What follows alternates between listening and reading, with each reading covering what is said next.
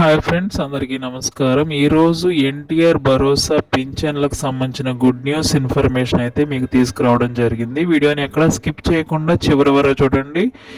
ఈసారి కూడా పింఛన్ కార్యక్రమాన్ని సచివాలయ వ్యవస్థతోనే కంటిన్యూ చేయనున్నట్లుగా సమాచారం.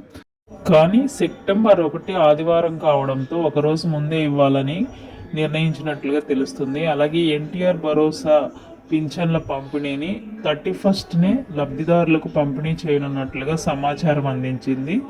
సో 1వ తారీఖు సెలవు దినం కావడంతో ప్రభుత్వం ఈ నిర్ణయం తీసుకుంది. 31నే అందుకోలేకపోయిన లబ్ధిదారులకు 2వ తారీఖున అందించాలని జిల్లాలకు ఆదేశం జారీ చేసింది.